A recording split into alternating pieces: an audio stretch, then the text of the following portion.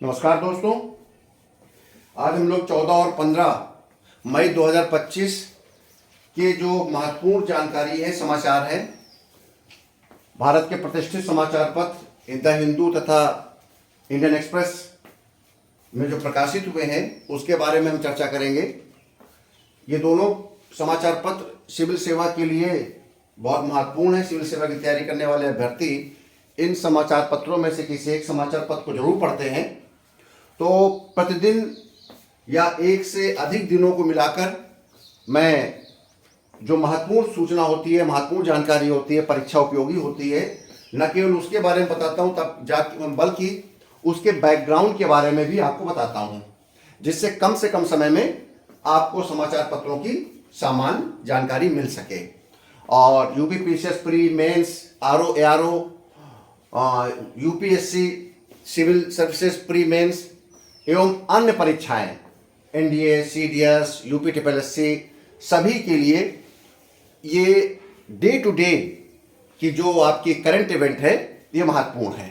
तो देखिए, पहला पॉइंट लेता हूं मैं। इंटरनेशनल एटॉमिक एनर्जी एजेंसी, ये अंतर्राष्ट्रीय एक संस्था है जो कि परमाणु अस्त्रों, परमाणु ऊर्जा पर अपनी निगरानी रखती है। ये वियना में है, जिनेवा।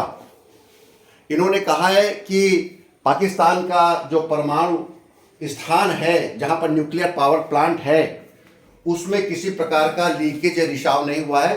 कयास लगाया जा रहा था कि भारत पाकिस्तान के बीच में युद्ध विराम का एक मुख्य कारण है कि पाकिस्तान के जो एटॉमिक एनर्जी प्लांट है या एटॉमिक जो आपका प्लांट है, वहाँ पर किसी न किसी प्रकार के डिस्टर्बेंस से लीकेज हुआ है। लेकिन आईएईए, जो कि परमाणु ऊर्जा की एक निगरानी करने वाली अंतर्राष्ट्रीय संस्था है, उनकी टीम ने वहाँ पर जाकर जब जानकारी लिया या जब परीक्षण किया तो पाया कि ऐसा कोई लीकेज नहीं है। ठीक है, भारत आईएईए का तो मेंबर है, लेकिन उन्होंने न्यूक्लियर प्रोलिफरेशन ट्रीटी पे हस्ताक्षर नहीं किया है, परमाणु अप्रसार संधि पर हस्ताक्षर नहीं कर रखा है। ठीक है। नंबर 2, इंडस वाटर ट्रीटी, जो भारतीय जल संधि है, 1960 में हुई थी भारत पाकिस्तान के बीच में। इस पर भारत ने अभी एवियंस कर दिया था, यानी कि स्थगित कर दिया था। पाकिस्तान ने इस पर बात करने की इच्छा जताई है और भारत पाकिस्तान इस पर अब वार्ता होती कि नहीं होती है भविष्य का विषय है।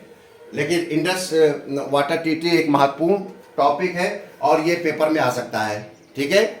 तीसरा, पहलगाम आतंकवादी हत्याकांड के पीछे आतंकवादी संगठन टीआरएफ का बताया गया है और टीआरएफ अभी यूनाइटेड नेशन की आतंकवादी सूची में नहीं शामिल है। भारत की टीम पूरे साथ सबूत के साथ यूनाइटेड नेशन से आग्रह किया है कि इसको टीआरएफ को आतंकवादी सूची में शामिल किया जाए।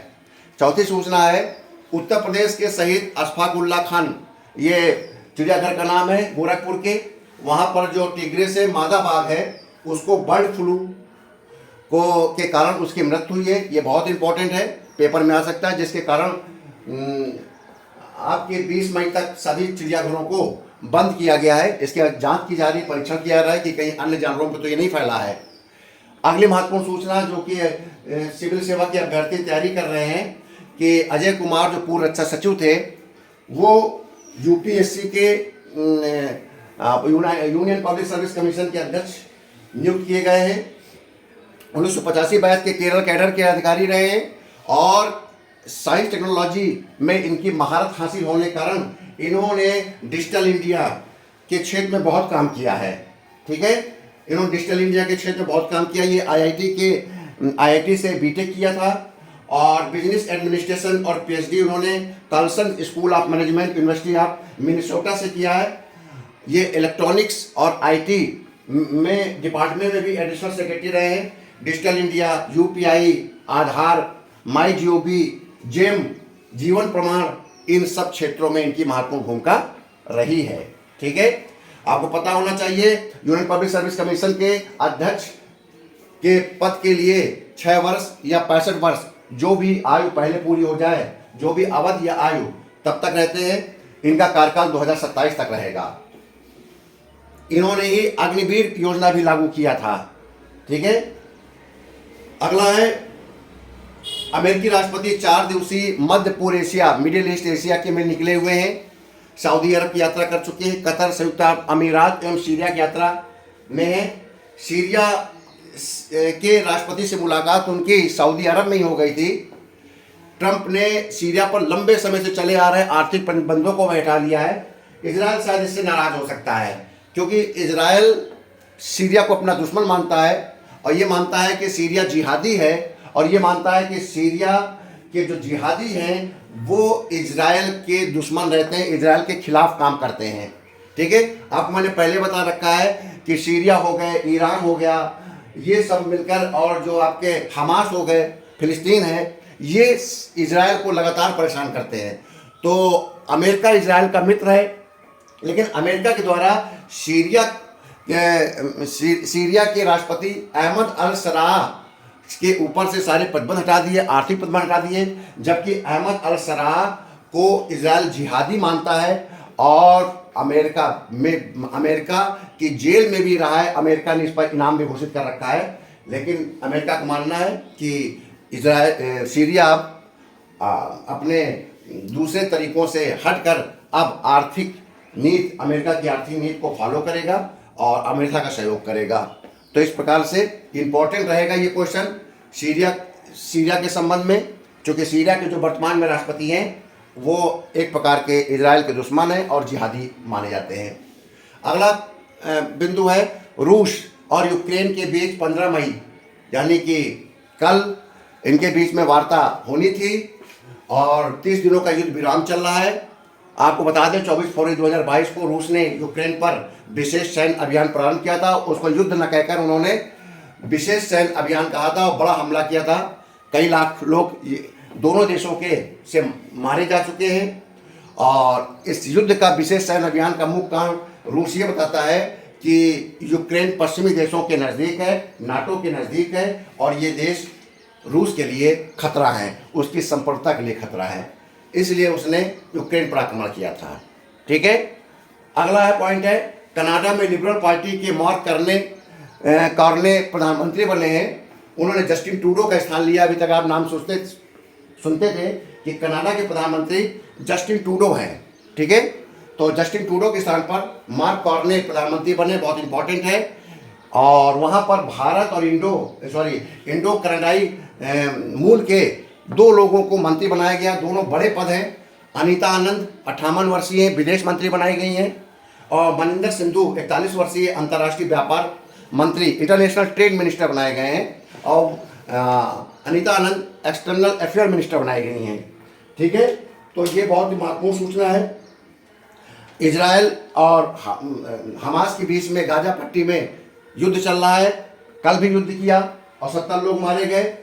ये कंटिन्यूस चल रहा है, बल्कि एक दिन पहले इजरायल अमेरिकी सैनिक को प्रत्यर्पित किया था, वापस लौटाया था हमास ने, लेकिन फिर भी हमास को इजरायल छोड़ नहीं रहा है। उसने कहा कि हमास को नेस्तनाबूद समाप्त करके मानेंगे गाजा के क्षेत्र में। इससे पहले मैंने आपको मेरे पुराने वीडियो में जाइएगा करंट इवेंट के, आपको इजरायल और हमास के बीच में, फिलिस्तीन के बीच में विवाद का मैंने विस्तार से चर्चा कर रखा है। अगला इंपॉर्टेंट है IMF ने पाकिस्तान को $1 बिलियन, आप पता है ऑपरेशन सिंदूर के दौरान वहाँ पर मतदान हुआ इंटरनेशनल मॉनेटरी फंड में।